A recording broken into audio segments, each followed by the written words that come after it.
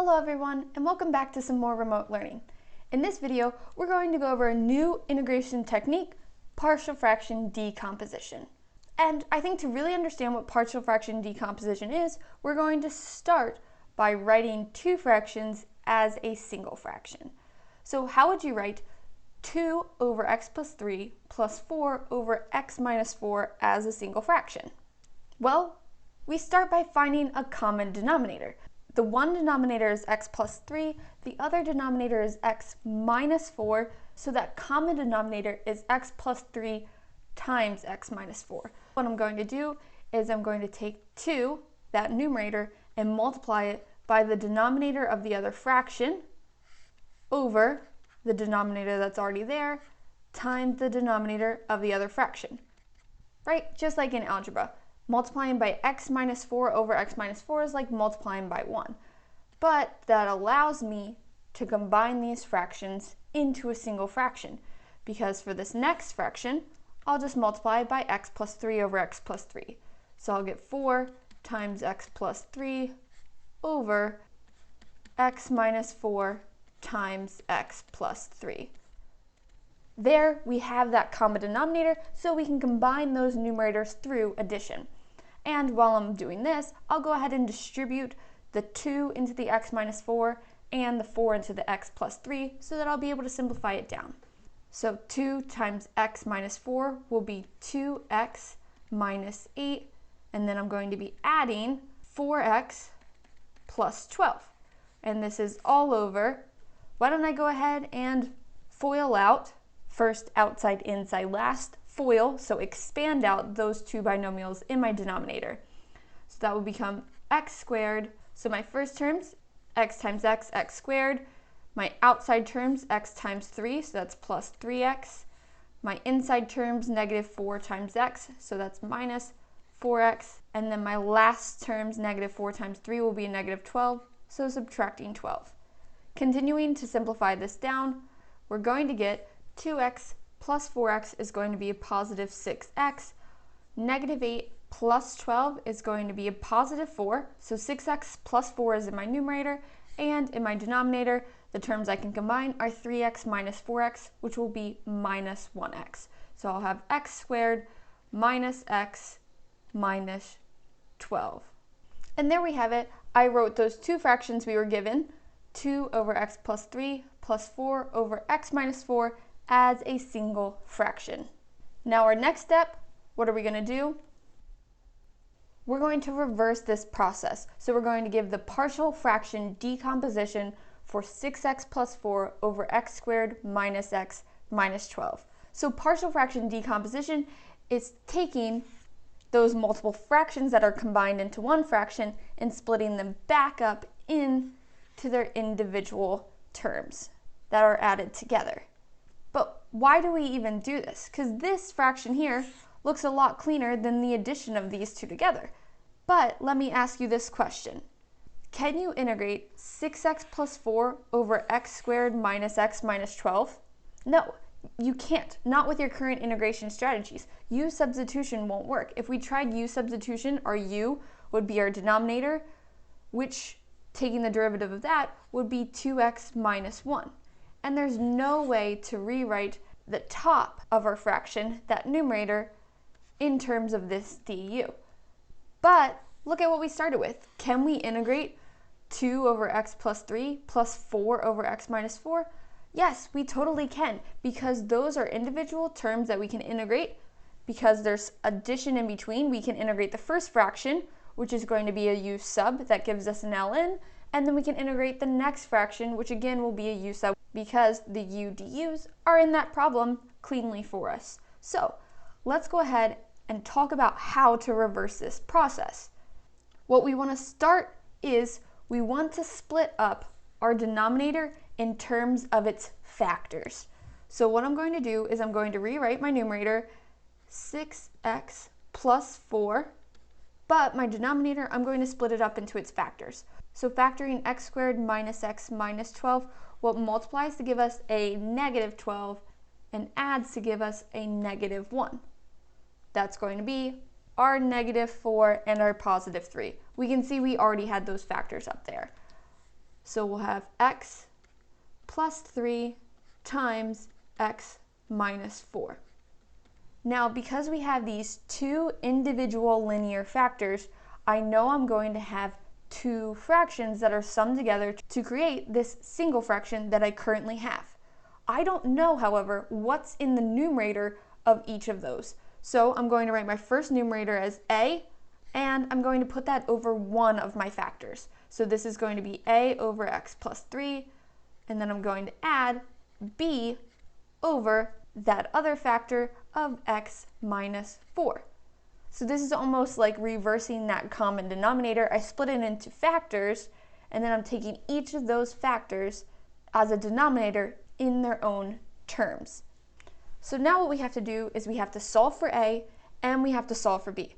And right now that looks a little difficult, but let's go ahead and get rid of all of the denominators. So how we get rid of every single denominator is by multiplying both sides by that original denominator. So I'm going to multiply both sides by x plus 3 times x minus 4.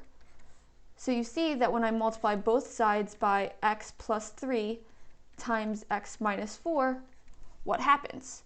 Well, in this case, my denominator on my left-hand side completely cancels out to leave me with 6x plus 4. Whereas on my right-hand side, multiplying those two into each of my terms, because there's addition in between, my x plus 3 will cancel out in my first term to leave me with a times x minus 4. And in my second term, that x minus 4 will cancel out to leave me with b times x plus 3. So there I have 6x plus 4 equals a times x minus 4 plus b times x3. Now from here, there's two potential ways to go about solving this problem. I'm going to start with what I think is one of the more difficult ways by setting up a system of equations, but then I'll show you that shortcut method afterwards. That way you can decide which method you like better. So starting with my first method, setting up a system of equations, I'm going to distribute my a and b and write this all out. So currently I'll have that 6x plus 4 equals ax minus 4a plus bx plus 3b. Now looking at this problem, I have 6x and my other terms with x are ax and bx. So I'm going to take this 6x because I know that's going to be equal to the combination of those like terms, that ax plus the bx. So that's one equation I'm going to use. And my second equation I can use is this constant. So I'm going to look at the other like terms on my other side, and I know that 4 is going to be equal to negative 4a plus 3b. Now in some more advanced setups, we might have an x squared as well, with a's, b's, c's, maybe even d's, with those x squareds. So we would take what's with the x squared and set it equal to everything on the right hand side of that equation that also contains an x squared. But in this case we only have x to that power of 1 and constants to deal with. So using this information, equations 1 and 2, I'm now going to solve. However, if you notice in equation 1, everything has an x, so if I divide both sides by x, I'll get rid of it. So let's go ahead and cross out those x's at the moment. So I know that 6 equals a plus b and 4 equals negative 4a plus 3b. So I'm going to use my first equation and solve for one variable and then plug that into my second to figure out the other.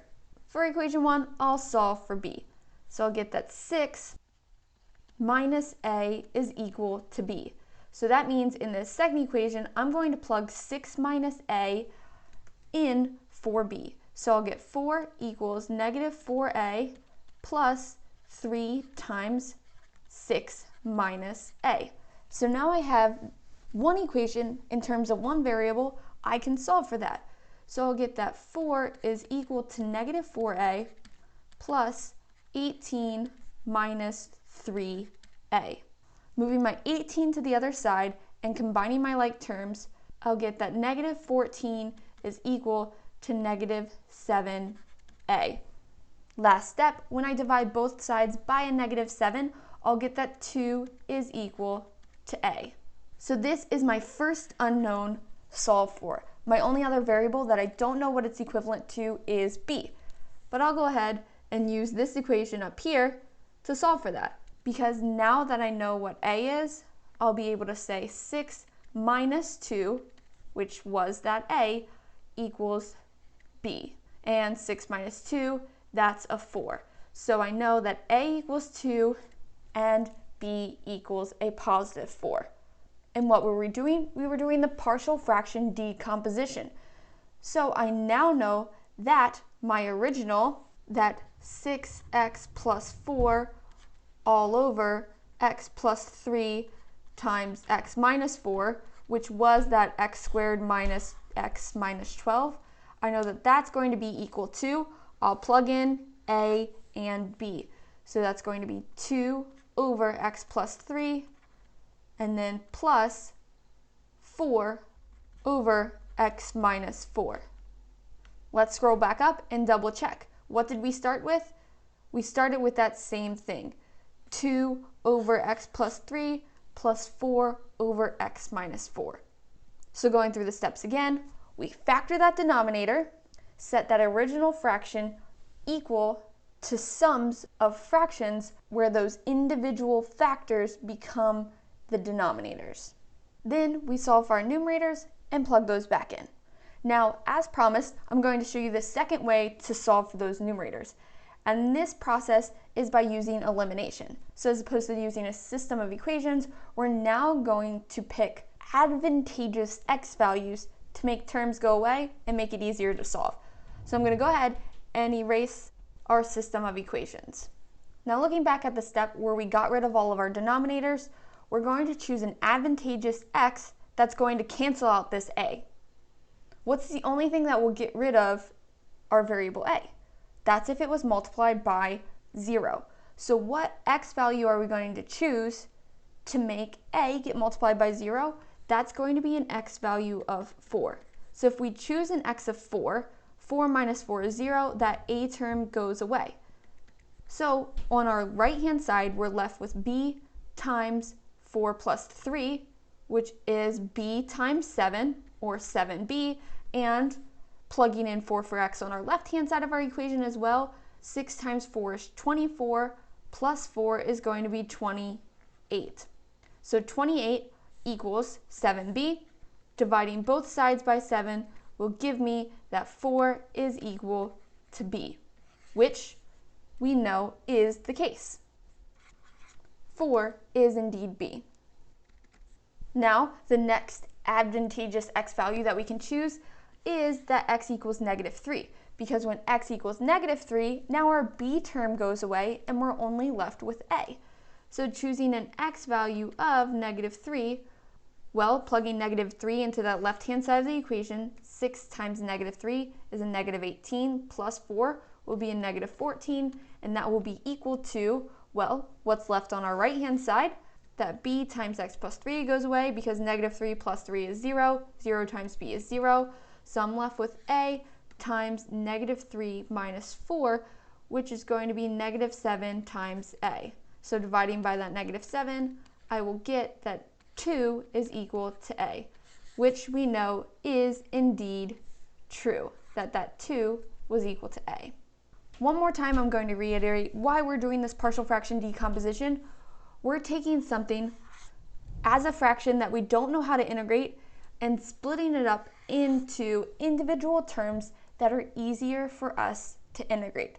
Now, let's actually integrate this. So let me write this all out. We took this fraction of 6x plus 4 all over x squared minus x minus 12, and I want to integrate that with respect to x. My 6x plus 4 all over x squared minus x minus 12. Well, I have that is equivalent to 2 over x plus 3 plus 4 over x minus 4 dx. My 2 over x plus 3 plus my 4 over x minus 4. And when I integrate that, I'll integrate my first term and add it to the integral of my second term.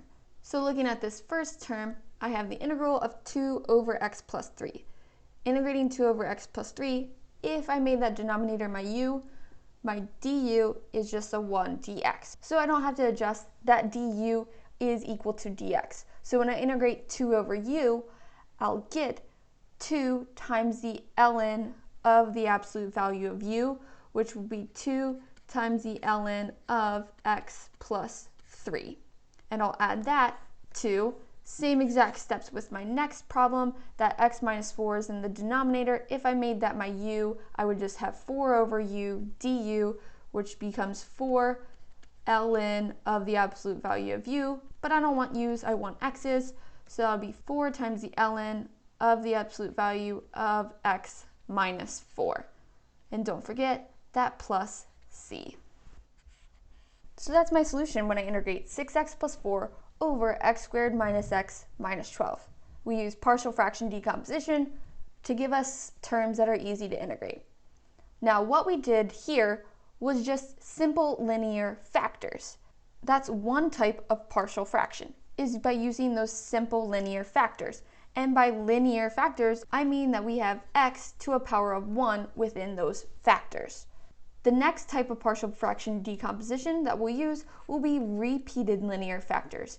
And that's where if I had an x plus 3, but I also had another x plus 3 as a factor. We'll also get into simple irreducible quadratic factors, which quadratic factor, that's a factor to a power of 2, and that cannot be reduced. So I wouldn't be able to split up some x squared into an x plus something times an x minus something, or x plus something times x plus something. It's irreducible, so I can't factor that quadratic. And then lastly, we'll talk about repeated irreducible quadratic factors, where that irreducible quadratic factor is in there multiple times. So let's continue on to the next page where we'll go through a few examples. Now our first example is going to be another simple linear factor. And our instructions are to use partial fraction decomposition to solve for x cubed over x squared plus 5x plus 6 dx. Now, before we jump into this partial fraction decomposition, our first step is to double check that the numerator has a smaller degree than the denominator. X cubed, that degree of 3 is greater than any degree in the denominator, so because we don't have that smaller degree in our numerator, we need to start with polynomial long division. If you ever get to an instance where the numerator has a higher degree than the denominator, you always start with polynomial long division. So let's jump into that. I'm going to take my x squared plus 5x plus 6 and divide it into that x cubed. So I have x cubed divided by x squared plus 5x plus 6. We start by asking how many times does x squared go into x cubed? That's x amount of times. So x times x squared is x cubed, plus x times 5x is 5x squared, plus x times 6 is 6x. Now this gets subtracted. So my x cubes go away to be 0. Then I have a negative 5x squared minus a 6x, because this 5x squared and this 6x are being subtracted. This entire polynomial is subtracted from that x cubed. Now, my next question is, how many times does x squared go into this first term, that negative 5x squared? That's going to be negative 5. So I'll subtract 5, that negative 5, and then multiply it through. So x squared times negative 5 is negative 5x squared. Negative 5 times 5x is negative 25x. And then negative 5 times 6 is a negative 30. So this will get subtracted from the polynomial up above. My negative 5x squareds will cancel out. Negative 6x plus 25x is going to be a positive 19x. And then minus a negative 30, that will be plus 30. So then I ask myself, how many times does x squared go into this first? Well, it doesn't. So I stop here. That means that my new integral is going to be, well, we're going to take this x minus 5, and then we're going to add that to our remainder over what we were dividing by. So that gets added to 19x plus 30 all over x squared plus 5x plus 6. And I'm integrating all of this with respect to x. So right off the bat, you can see that I can easily integrate x and -5, and now my degree in my numerator is smaller than my degree in my denominator. So I can go ahead and integrate x minus 5, but I'm going to need to do some partial fraction decomposition with 19x plus 30 over x squared plus 5x plus 6. So let's work on that partial fraction decomposition now. Remember, our first step, we take that denominator and split it into its factors. So rewriting the numerator, 19x plus 30, splitting that denominator up into its factors, what multiplies to give us a positive 6 and adds to give us a positive 5, that's going to be a positive 3 and a positive 2. So we're going to have x plus 3 times x plus 2. My next step, I'll take those factors and write them as denominators of individual terms. So I'm going to have some numerator, let's call it a, over x plus 3, and then I'm going to have some numerator b over the denominator of x plus 2. Now our next step is we're going to get rid of all of those denominators by multiplying both sides by x plus 3 times x plus 2. So on my left-hand side, I'll have 19x plus 30 left over, and on my right-hand side, the x plus 3 cancels out with the a, but it remains with an x plus 2, and the x plus 2 in that fraction with b cancels out, but that x plus 3 remains. So let's go ahead and use the shortcut method to make our lives a little easier. And that's that step where we choose an advantageous x to eliminate some variables. So the x value I'm going to start with is going to be an x value that makes this first term go away. And that's going to be x of -2. Using x of -2, 19 times -2 is going to be a -38, and I'll add that to 30, and that's going to be equal to, remember, a will be multiplied by 0, so that term goes away, so I'll be left with b times -2 plus 3, which will be a positive 1b, or simply b. -38 plus 30 is going to give me -8 for b. So I know that b is equal to -8. And the next advantageous x I'll go ahead and choose is going to be that x is a -3, because when x is -3, that b will be multiplied by 0. So when x equals -3, then 19 times -3 is going to be -57, and I'm adding that to 30, and that's going to be equal to a times -3 plus 2, which is going to be a -1, so -a. -57 plus 30 is going to be -27, and that's equal to -a, which means that 27, that positive 27, equals a. So now I'm finally ready to completely rewrite my integral. So my integral, I'm going to be going off the page a little bit, is going to be equal to x minus 5 plus that a, which is 27, over x plus 3, a over x plus 3, plus b. But remember, b is a negative, so as opposed to adding 8, I'll subtract 8 over that x plus 2. And we're going to integrate each of these with respect to x. So again, all I did is I plugged in my a value of 27 and plugged in my b value of -8 and rewrote the fraction that I did partial fraction decomposition on.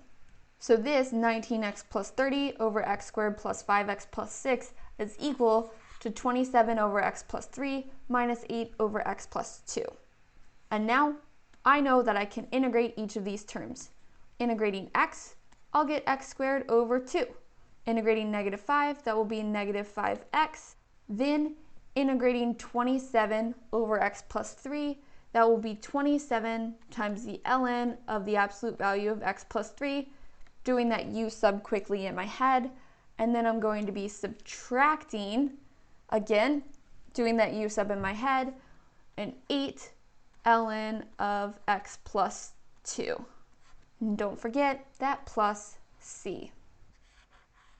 And there we have it. That's our solution to our simple linear factor in example 1. Continuing on to example 2, in this case, we're going to have a repeated linear factor. So we'll use that partial fraction decomposition to solve for x squared minus 8 over x cubed minus 4x squared plus 4x. Well, we know for a fact our degree of our numerator is indeed less than the degree of our denominator, so we'll go ahead and start by factoring that denominator. So I'm going to have x squared minus 8 all over. I can pull out an x from each of these terms, so that will be x times, then we'll have x squared minus 4x plus 4. Now I know I can factor x squared minus 4x plus 4. What multiplies to give me a positive 4 and adds to give me a negative 4? That's going to be x minus 2 times x minus 2. So that's where that repeated linear factor comes into play. X minus 2 happens twice. So I'm going to write this denominator as x times x minus 2 squared. Now the only difference with repeated linear and simple linear is that we have to take into account that repeat. So I'll start with a over my linear factor of x, and then I'll add that to b over my linear factor of x minus 2, but because that x minus 2 is repeated, I'm then going to add some other c over x minus 2 squared to take into account that that was repeated. And if that was cubed, well, then I would have another d over x minus 2 cubed. But I have to take each of those into account. So now that we have it set up like this, we need to solve for a, b, and c. And we do that, first step, multiply that denominator from the left-hand side to both sides of the equation. So I'm going to have x squared minus 8 equal to, well, if I multiply by x times x minus 2 squared, this x will cancel out underneath the a, so I'll have a times x minus 2 squared. And then I'll add that to b times, the x won't cancel out, so I'll have bx, but also I'm only getting rid of one of those factors of the x minus 2, so I will still have an x minus 2 to the first power also with b. And then lastly for c, when I multiply that by x times x minus 2 squared, that x minus 2 squared cancels out to leave me with cx. Now from here, trying the shortcut method is a bit trickier because if I plug in 2, I'll have a and b go away so I can solve for c. That'll be fine. If I plug in 0, I'll have c and b go away so I can solve for a, but there's no advantageous x that I can plug in so that I'm left with just b. However, if we do those other two first, we'll have our problem just in terms of b, so then we can pick whatever x we want to make sure b doesn't get canceled out and solve. So let's start by making x equal to 2. If x is equal to 2, then 2 squared is 4. 4 minus 8 is going to give me a negative 4, and that's going to be equal to, well, if x equals 2, my first term cancels out and my second term cancels out, so I'll be left with 2 times c. So negative 4 will equal 2c, which means that negative 2 equals c. So I've solved for c. Next, I'll plug in x equals 0 because that will have my b and my c term cancel out. And if I plug in 0, well, I'll have negative 8 on my left-hand side, and that will be equal to negative 2 squared, which is 4. So that's a 4a. Dividing both sides by 4, I'll get that negative 2 is equal to a. So if negative 2 equals c and negative 2 equals a, I'll be able to plug in a simple x value and solve for b. So I'm going to rewrite this as x squared minus 8 equals negative 2, that's my a, times x minus 2 squared, plus I still don't know what b is, so that's bx times x minus 2, and then I'll have plus my c, which is negative 2 times x. So my only two unknown variables are x and b, So I'll choose some x value to help me solve. And let's go ahead and choose an x value of 1. In all honesty, you can choose any x value that's not 0 or 2. However, choosing 1 is a fairly simple number to work with. So x squared minus 8, 1 squared minus 8 will give me a negative 7. And that's going to be equal to, well, if I have 1 minus 2, that's a negative 1. Squaring it's a positive 1, and that's multiplied by negative 2. Plus, I'll have b times 1 minus 2, which will be a negative b. And then when x equals 1, negative 2 times 1 equals a negative 2. So negative 2 minus 2 is negative 4. So in order to cancel out, I'll add 4 to both sides to leave me with negative 3 equals negative b, which means that 3 equals b. So from this initial setup step, everything else is algebra from there to solve for your a, b's, and c's. So once we have that, we can set an equivalent interval because that fraction is now equal to negative 2 over x plus 3 over x minus 2 minus 2 over x minus 2 squared. So now I'm going to integrate negative 2 over x plus 3 over x minus 2 minus, because that c is negative, 2 over x minus 2 squared. And I'm integrating each of these with respect to x, which I know that I'm fully capable of. And just to give us some more room, I'm going to rewrite that 3 equals b over here and erase all of this work that I used solving for b. So let's zoom into our new integral and integrate. Integrating negative 2 over x, pulling that constant out in front, I'll have 1 over x dx, which becomes the ln of x when integrated. So this is equal to negative 2 ln of x. The next term when integrated is also some function dealing with ln, and that's going to be 3 times the ln of x minus 2. And then lastly, I have negative 2 over x minus 2 squared. So this is like having negative 2 over u squared. So thinking about this last term as a u sub, if my u was x minus 2, my du is simply 1 dx. So I'll rewrite this quickly as negative 2 over u squared, du. That's what we're integrating. However, negative 2 over u squared du might be easier to think of as negative 2u to the negative 2 du. So increasing that exponent by 1, that becomes u to the negative 1, and dividing by that negative 1 will give us an overall positive. So we'll have 2 times u to the negative 1 as negative 2u to the negative 2 integrated, which is simply 2 over u. Now all we need to do is remember that we set our u as x minus 2, so this term becomes 2 over x minus 2. 2 over u, and finally our plus c. And that's our solution for our second example, that repeated linear factor example. Moving on to example 3, we're going to do our first simple irreducible quadratic factor.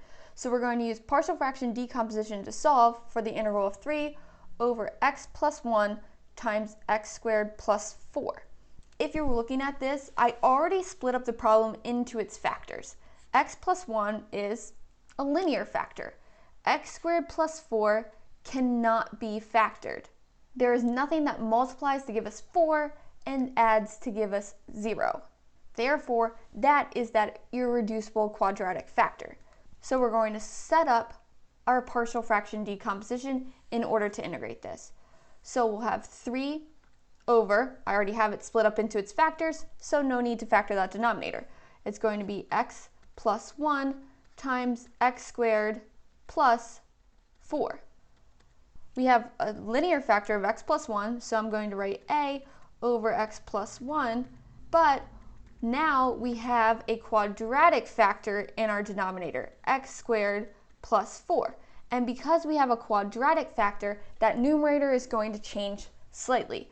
I need to have an x now in my numerator. So this is going to be bx plus c. So if you have a linear factor, you keep that same single variable on top over the linear factor in your denominator. If you have a quadratic factor, you need to have a first degree polynomial within your numerator. So that's going to be some bx plus c, an ax plus c, a cx plus d, whatever step you're at. You just don't want to repeat those variables.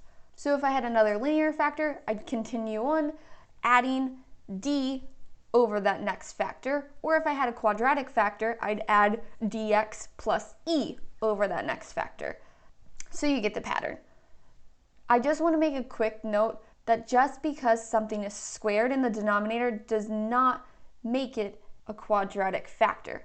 Like up above, when we had this x minus 2 squared, we did not write cx plus d because that was just a linear factor that we had to take into account its repeat. So don't get confused because there's a squared here. That's not a quadratic factor, so we don't need that cx plus d. However, this is not some repeated linear factor, so we do need that bx plus c up above. I find that that's one of the most confusing things when tutoring is people always make this mistake. So now that you're aware, let's try not to make it.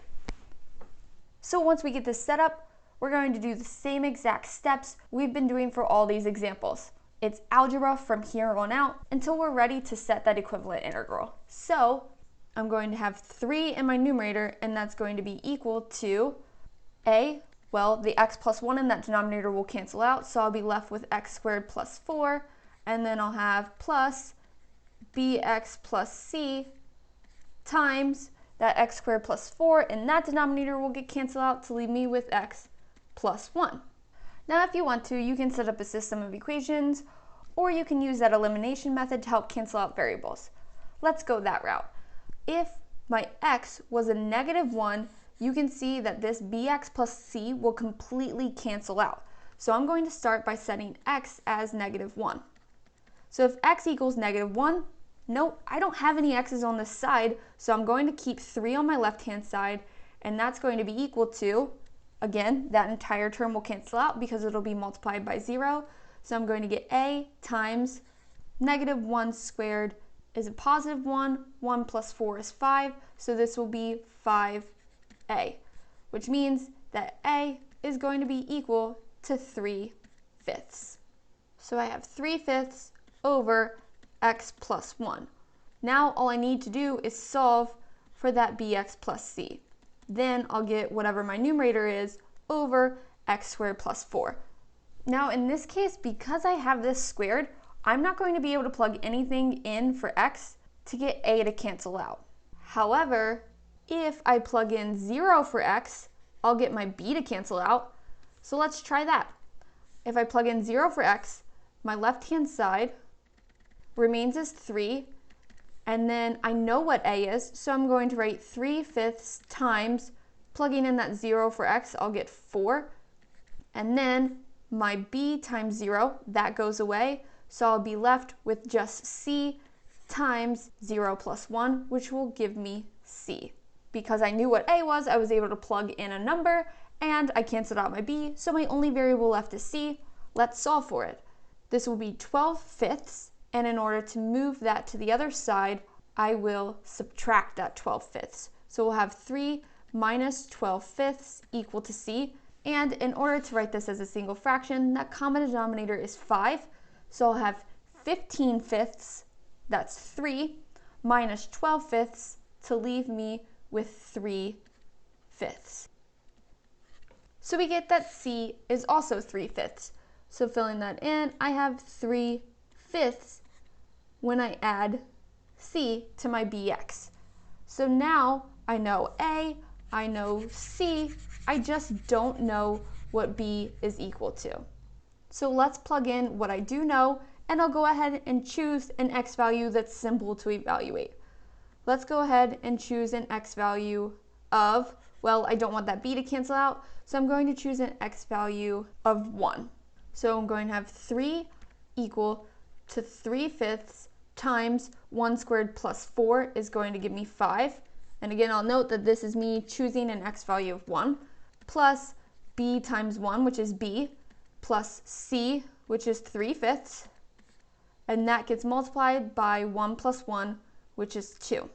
Simplifying down, I'll get 3 equal to 3/5 times 5 is 3, plus distributing that 2 in, I get 2b plus 6/5. Now when I subtract 3 from both sides, I'll get that 0 equals 2b plus 6/5, so I'll also subtract 6/5. So I'll have negative 6/5 equal to 2b. When I divide by that 2, I'll get that b is going to be equal to a negative 6/10. Because dividing by 2 is the same as multiplying by 1/2, negative 6/5 times 1/2 is negative 6/10, which is equal to, simplifying down, a negative 3/5.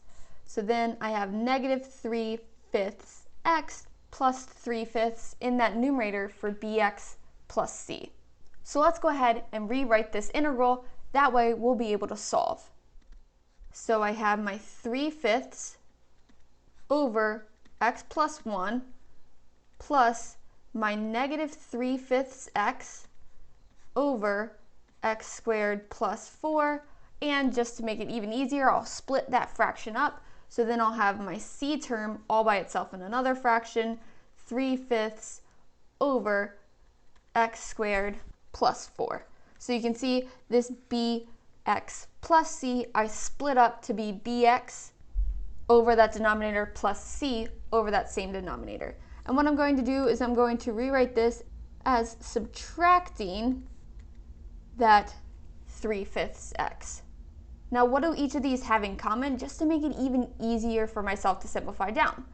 Everything has a 3/5 in common. So what I'm going to do is just pull that common factor out of all those numerators in front of my integral. So I'm going to have 3/5 times the integral of 1 over x plus 1 minus x over x squared plus 4 plus 1 over x squared plus 4. Now that step definitely wasn't necessary, but it makes it a little easier to look at this when I go to integrate. So integrating 1 over x plus 1, that's the ln of x plus 1. So I'll have 3/5 times the ln of x plus 1. Next, I have x over x squared plus 4. This is going to be a simple u substitution, where my u is going to be equal to x squared plus 4, so my du is going to equal 2x dx. Now in the case of this integral, I don't have that 2x, I only have the x dx. So what I'm going to do is I'm going to divide by that 2, so I'm going to integrate 1 over u du with that 1/2 out in front, because du over 2 was equal to x dx. So that's going to leave me with 1/2 times the ln of u. And u, remember, was x squared plus 4. So 1/2 ln of x squared plus 4. And remember, that's subtracted. So I'll be subtracting, I'll multiply that 3/5 in to give me 3/10 times the ln of x squared plus 4. And that's just taking that 3/5 and multiplying it by 1/2. That's what gave me that 3/10. Now my last step is to take care of this 1 over x squared plus 4, which that should look familiar. That's going to be the inverse tangent. We have 1 over x squared plus a squared, so the integral of that is 1 over a times the inverse tangent of x over a. I know that our a in this case, well, 2 squared equals 4, so a is 2.